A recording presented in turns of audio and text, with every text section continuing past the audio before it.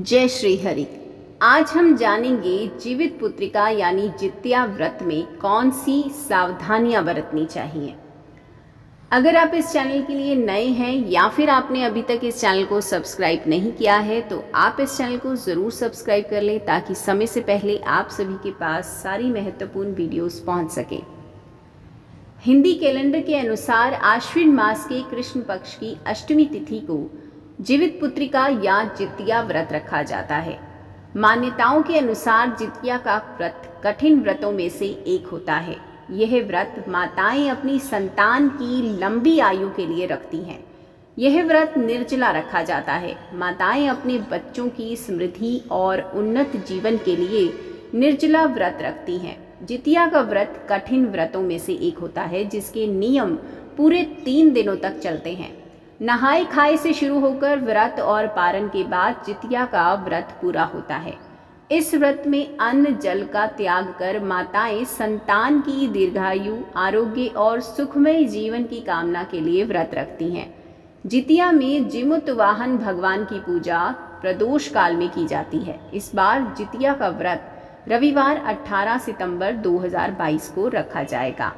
इस व्रत के दौरान कई सावधानियां बरतनी पड़ती हैं और कई नियमों का पालन करना पड़ता है। इसीलिए व्रत के दौरान सभी नियमों का सावधानी पूर्वक पालन करें, इससे आपका व्रत सफल होगा। आइए अब सुनते हैं व्रत के दौरान कौन कौन सी सावधानियां बरतनी चाहिए।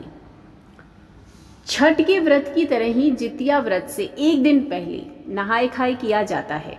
इसमें व्रती स्नान आदि और पूजा पाठ के बाद भोजन ग्रहण करती हैं और अगले दिन निर्जला उपवास रखती हैं। इसीलिए नियम के तहत नहाए खाए के दिन भूल कर भी लहसुन, प्याज, मांसाहार या तामसिक भोजन कदापि नहीं करना चाहिए। जितिया का व्रत यदि आपने आरंभ कर दिया है तो उसे हर साल रखना चाहिए। इस व्रत को बीच में नहीं छोड़ना चाहिए। मान्यता है कि पहले सास इस व्रत को करती है, उसके बाद घर की बहू द्वारा यह व्रत किया जाता है।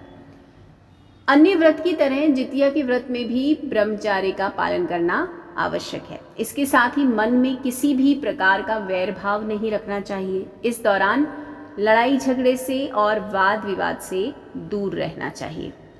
जितिया का व्रत के दौरान आचमन करना भी वर्जित माना जाता है। इसलिए जितिया व्रत में जल का एक बूंद भी ग्रहण ना करें। जितिया व्रत के नियम पूरे 3 दिनों के लिए होते हैं। पहले दिन नहाए खाए, दूसरा दिन निर्जला व्रत रखा जाता है और तीसरा दिन ब्रह्म मुहूर्त में उठकर स्नान आदि करने और पूजा पाठ करने के बाद ही व्रत का पारण करें। आइए अब सुनते हैं कि इसकी पूजन विधि क्या होती है। प्रदोष काल में गाय के गोबर से पूजा स्थल को लीप कर स्वच्छ करें और छोटा सा तालाब बनाएं। जितिया में शालीवाहन राजा के पुत्र धर्मात्मा जिमुत वाहन की पूजा करें। जिमुत वाहन की कुश निर्मित मूर्ति को जल या फिर मिट्टी के पात्र में स्थापित करें और पीले और लाल रुई से उन्हें सजाएं। धूप, दीप, अक्षत, फूल, माला से उनका पूजन करें। इसके बाद महिलाएं संतान की दीर्घायु और उनकी प्रगति के लिए पूजा करें। पूजा के दौरान जीवित पुत्रिका की व्रत कथा जरूर पढ़ें। इसके बाद सूर्यदेव को अर्घ्य अर्पित कर व्रत का पारण करें। श्री हरि आप सभी की मनोकामनाएं पूर्ण करें। जय श्री हरि।